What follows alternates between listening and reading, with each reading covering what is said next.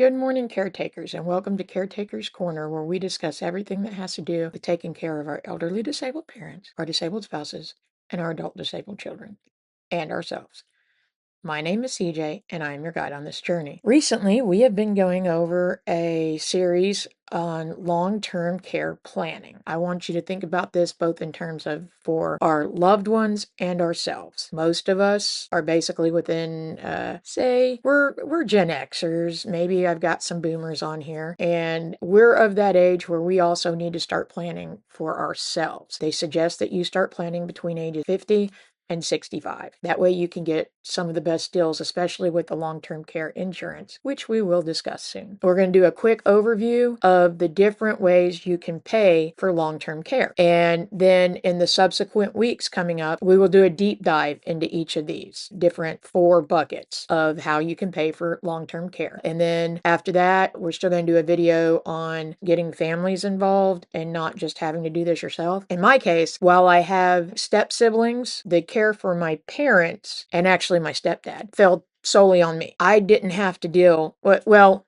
with my stepdad, I did have to deal with a family member, but for the most part, I didn't have to deal with anything. It was what I decided and what my parents decided. But if you have multiple siblings or family members, get them involved in all of this decision making too, so that way there is no surprises when the time comes. So today I've got 4 buckets to go over of how to pay for long-term care. There's a myth on long-term care that Medicare pays for everything. It'll pay for your long-term custodial care, so this is nursing home or in-home care, and it doesn't. Just for clarification, Medicare only pays for short-term skilled care, so that's a nursing facility, rehabilitation specifically, up to 100 days after a hospitalization. So like when my mom fell and broke her hip, she went from the hospital to rehabilitation. It was all covered by Medicare. Ongoing custodial care falls on personal funds, private insurance, or Medicaid. So these are what we're going to cover. There's 4 ways of doing that. So we're going to do a quick overview of out-of-pocket and home equity, private insurance, so that's long-term care insurance, government programs like Medicaid, and if you happen to be a wartime veteran, VA benefits. Now, I am going to start this video with the fact that I am not a financial advisor and I am not a lawyer. This is a guide to help you where to start looking, but please seek professional help. I know a friend who has had to come up with a lot of money for legal fees because she's had to contact a elder law attorney to help her out, and then a Medicaid attorney, and there's a lot of attorneys involved when you're trying to get this set up, especially if you have assets. We'll get into this as we go on. So bucket number 1 is private pay and home equity. So this is your personal funds, your loved one's personal funds, and obviously home equity is your house or your loved one's house. Self-funding is paying directly through retirement savings, pensions, HSAs, or investment income. So when you're tapping your home equity, could be downsizing and selling, basically liquidating your real estate to fund residential care, reverse mortgages or HECMs, and this is converting the equity in your home to tax-free cash for in-home care without selling your home immediately. But there's a bunch of stuff that's involved in this, and it's only for homeowners that are over the age of 62. We'll go into a few more details on that in this video. And then there's HELOCs, and a HELOC is a home equity line of credit, and that kind of works like a credit card, useful for short-term liquidation, and basically it is like using your house as collateral against, say, a credit card. So you can get like a $50,000 home equity line of credit. This is all a for instance example. And then you only withdraw what you need, and that's all that you have to worry about paying interest and payments on is the part that you use, not the whole 50,000. And those are really useful for like short term to get you into everything else. Okay, and then life insurance conversions such as accelerated death benefit riders or life settlements, selling a policy for immediate cash. So the default starting point for most families is private pay, meaning most everybody is on Medicare and above the asset requirement for Medicaid. This simply means writing a check directly from your personal resources. This is you paying for the long-term care. It could be monthly Social Security and pension income, traditional savings, 401ks, and IRAs. Tax-free withdrawals from your health savings account is a great way not only of paying for long-term care, but also for paying for future health expenses. So you can start early, and that's actually, I think you don't have to, which we'll go over this more in a different video, but I think you don't have to actually take withdrawals till much later, and you're able to pay for like future unknown expenses. So like if you get started in your 20s, you can put money in there. Well, you don't usually have to withdraw in your 20s, 30s, maybe until you're in your 40s, except for minor stuff unless you do crazy things. So that's a good way of saving for future health events. For many families, cash flow alone isn't enough, and that is where a person's largest asset usually comes into play, and this is the family home. For most people, their biggest asset is either going to be private investments, say in the stock market, or your family home. One way of paying for your expenses is to downsize and sell your family home. So whether this is for you or for a loved one. So if a loved one is moving into a permanent assisted living, memory care, selling the house is the quickest way to be able, well, not the quickest way, but it's one way of getting capital to pay for long-term care. The capital can be placed in a safe, interest-bearing account or an immediate annuity to fund monthly facility fees for years to come, providing it's enough. I went over the cost for monthly care in my area is like $12,000 a month for one individual. That's a crazy big sum. Okay, so 2 is a home equity line of credit, and that is where you take out, like I said, a loan against your home. It's you use your home as collateral. This is either for getting you started in getting the care, or if they need just some home health care or just a little bit of care that you need some extra money to cover. This is not a way of taking care of long-term care, but it's a way of helping you be able to get everything started. Like I said, it functions kind of like a credit card. You use your home as collateral, and the bank decides what's the maximum amount you can have in this home equity line of credit, or HELOC. If you ever heard somebody say HELOC, that's what they mean. But it does require you to make monthly payments because it is like a credit card, and there is interest on the loan. So like I said earlier, for instance, you get a $50,000 HELOC, but you only use 10,000, you're only paying interest and repaying that 10,000 and paying interest on that 10,000. But if you use 35,000, then you're paying interest and making monthly payments on the 35,000. It's a good way of bridging that little gap while you get everything set up. We have reverse mortgages. Now, I will go into this one in another video. Obviously, I'm going to go all of these deeper in another video. So I'm going to probably be reading most of this because I'm not very familiar with reverse mortgages. They're also called HECMs. They're for seniors age 62 or older who want to age in place. It's a federally insured home equity conversion mortgage, which can convert home equity into tax-free cash, either as a monthly payment or as a standby line of credit. So this is another way of kind of bridging the gap, but there is a few caveats to this, okay? So this will not provide for long-term care in a care facility. So if they're going to a nursing home, you cannot use this. This is only for stay in place care. The loved one or yourself cannot be outside of the home for more than 12 months. So if you go into rehab, you can not be in rehab for longer than 12 months. The major benefit is you make no monthly mortgage payments as long as you live in the home, pay the property taxes, and maintain the property. And there are some nice little rules on that. The rule to remember, like I just said, is the homeowner has to permanently be in the home. If the homeowner permanently leaves the home, for whether to move into a nursing facility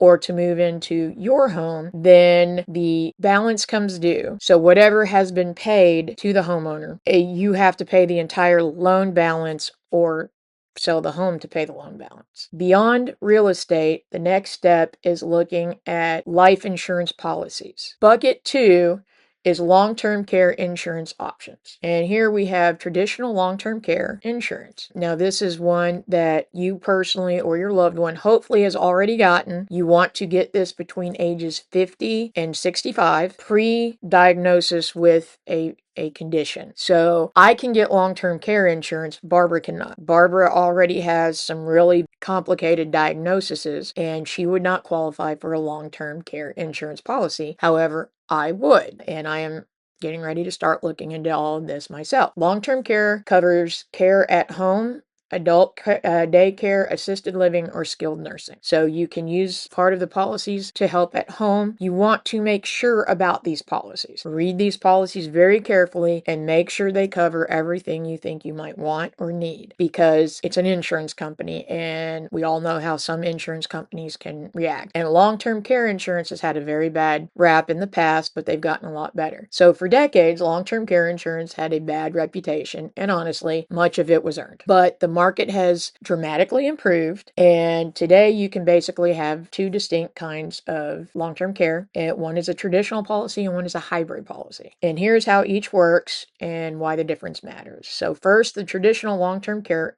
insurance. Think of this like a home or auto policy. You pay an annual or monthly premium, and if you need the care, it pays out to your policy limit. The plus side, it provides the most long-term care coverage per premium dollar up front. The downside, use it or lose it. So kind of like with your home insurance, you have to have it, but hopefully you go your whole life and never need it. But if you don't ever use it, then you never get that money back. But you have to have it because houses are really expensive to replace. So this is the same concept of that. So if you die quietly in your home or just in your sleep, it doesn't cover anything and they never get the money back. Additionally, with traditional policies, premiums are generally not guaranteed, meaning what I pay today, it can go up over time till it's needed. Your pros and cons, it requires early health qualifications and ongoing premiums and risk of premiums increasing over time. So then there's the hybrid / long-term care policies. And these are asset-based. This combines whole universal life insurance or annuity with long-term care rider. The advantage is it solves the use it or lose it problem. If care isn't needed, a tax-free death benefit can go to your beneficiaries. Unlike with just long-term care where it only pays out for you, in this case, if you need it to pay out for long-term care, it will. But if you die and you don't need the long-term care, your loved ones will get a payout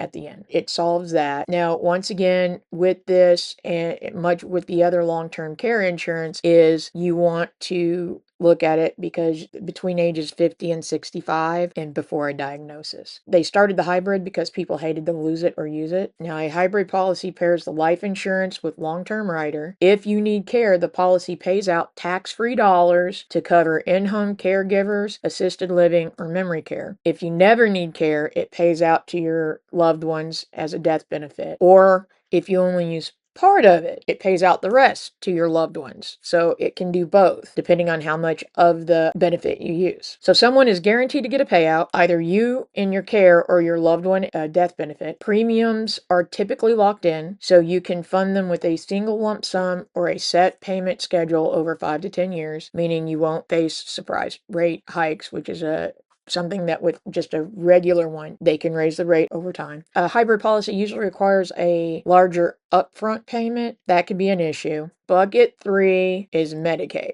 If you're under a certain asset level, basically if you're poor, okay, Medicaid will pay for long-term care. It is the vast majority of people in long-term care are on Medicaid. Even if you're not poor, but you're lower middle class, things can be done to help you get Medicaid to help pay for long-term care. Once again, that's where you want to seek the expertise of a elder law lawyer. It pays for nursing home care, and in many states, it will pay for in-home support through waivers, community-based waivers. So also the other thing about Medicaid I need to mention, it varies by state. So what my state does may not be what your state does. So you want to, once again, if you're not just poor, you want to contact a elder lawyer. If you're poor with no assets and you're already on Medicaid, like if you're on disability, your disability payment after I think it's 6 months will start going to the facility and you'll get a specific dollar amount every month that you're allowed to use. Like when my father-in-law was in the nursing home, so 2017 range, it was $40 a month that he got to buy all of his personal items, and for him, snack cakes. Lots of snack cakes, which is why families have to help out. They want any special extra care. products like deodorant, shampoo, soda, any of that, the family members have to help out with. The big thing to remember about Medicaid is there is asset and income limits, and this also varies by state, but typically it requires a low asset level, often $2,000 for a single individual. There's a spousal limit also if you're married. I'm not sure what those limits are. Like I said, it varies by state. And when we go to cover Medicaid more, we'll go into that. The big thing about Medicaid is there is a 5-year look back period on assets. If you are not, just forgive my language on this, piss poor, and you are, say, upper, lower class, lower middle class level, and you have assets,